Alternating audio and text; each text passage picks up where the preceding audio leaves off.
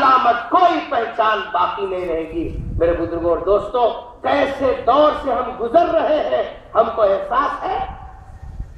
ہر طرف سے مسلمانوں کو کاٹا اور پیٹا جا رہا ہے، ہر طرف سے ان کو فٹ بال بنا کر پیر مارے جا رہے ہیں، پیر کی جوتی بنا کر ان کو استعمال کیا جا رہا ہے، لیکن کبھی ہم نے اس کا احساس کیا؟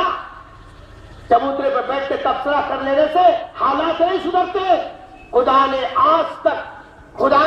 آج تک اس قوم کی حالت نہیں بدلی، نہ ہو جس کو خیال خود اپنی حالت بدلنے کا۔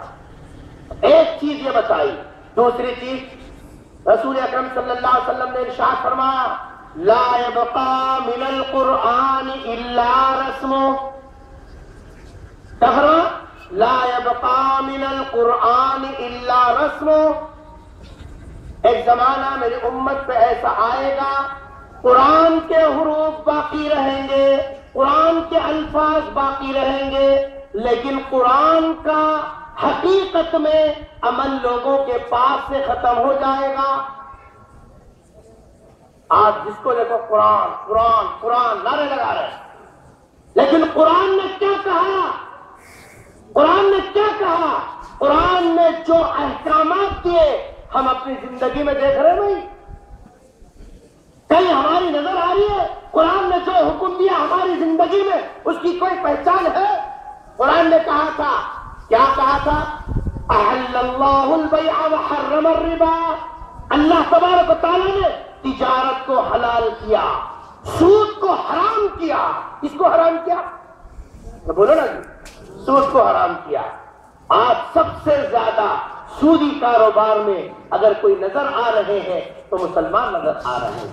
قرآن نے کہا کہ سود حرام ہے، وحرم الربا، اللہ نے سود کو حرام قرار دیا، لیکن ہماری اپنی زندگی میں سود سے بچنے کی کوئی کیسات جو ہے واقعات نظر آتے نہیں۔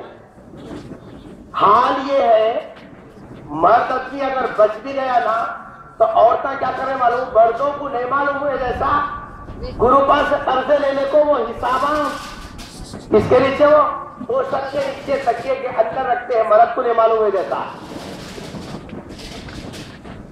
کہے کے پیسے لے رہے ہیں؟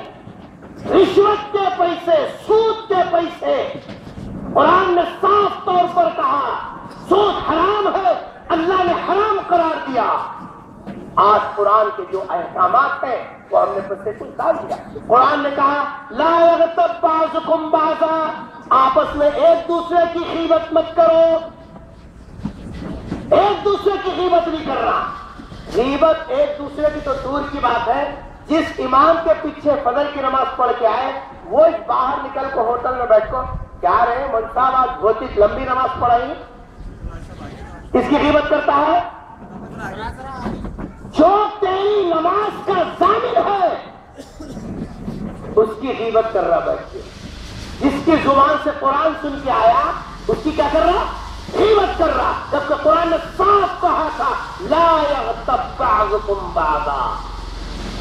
قرآن نے کہا تھا لا یسخر قوم من قوم، کوئی تم میں سے آپس میں ایک دوسرے کا مذاق نہیں اڑانا۔ ہم نے آپس میں کیا کر رہے ہیں؟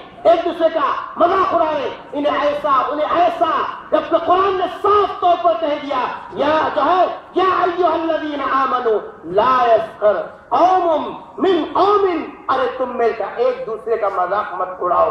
کیا معلوم تم جس کا مذاق اڑا رہے اللہ کے پاس اس کا مقام و مرتبہ بڑا ہوگا، تم سے بہتر ہے۔ میرے بزرگ دوستوں، سیرت النبی کے جو جلسے منعقد ہوتے ہیں وہ اس لیے کہ ہم اس میں اپنا چہرہ دیکھیں، اپنی زندگی کو سدھار لیں، یہ جو غلطیاں جو خامیاں ہم اپنی زندگی میں محسوس کر رہے ہیں اس کو دور کریں، تاکہ دنیا میں بھی عزت ملے، آخرت میں بھی عزت ملے، سرکار کی شفاعت ملے، اور رسول اکرم صلی اللہ علیہ وسلم کے ہاتھ سے جام کوثر نصیب ہو، کہ ساتھ آخرت کی جو ہے ترقی درجات اور بلندی صاحب جو ہے نعمتیں اور کبھی ختم نہ ہونے والی جنت کی نعمتوں کا مستحق بنے، اس کے لیے یہ جی صاحب بیدار کرنے کے لیے جلسے ہیں۔ میں مبارکباد دیتا ہوں جو ہے یہاں کے ذمہ دار اور منتظمین کو کہ انہوں نے ایک موقع فراہم کیا دیں اللہ اس کے رسول کی باتوں کو سننے کا، اور پھر جی صاحب اس کے اندر اپنے چہروں کو دیکھنے کا۔ اللہ اس جو ہے اجلاس کو قبول فرمائے، آنے والے جی صاحب مہمانوں کو بھی قبول فرمائے۔ اس سلسلے میں ہماری پہلی مرتبہ ایک کتاب سیرت النبی کے عنوان سے 5 خطبات پر مشتمل ہے، 5 تقریریں اس کے اندر، وہ کتاب چھپ کے آئی ہے۔ میں اللہ کے لیے شاید میں پہلی مرتبہ کتاب لے کے آیا ہوں۔ آپ سے گزارش ہے اجلاس کے ختم کے بعد باہر وہ کتاب ہوگی، آپ حضرات اس کو استعمال کریں انشاءاللہ۔ جیسے آپ یہاں بیٹھ کر پڑھ رہے ہیں، آپ کے گھر کے اندر خواتین پڑھیں گے، سرکار کی سیرت جیسا گھر کے اندر آئے گی تو اس سے جیسا وقتاً فوقتاً استفادہ کر سکتے ہیں۔ رب اغفر وارحم وانت خیر الراحمین۔ سبحان ربک رب العزة عما یصفون وسلام علی المرسلین والحمد للہ رب العالمین۔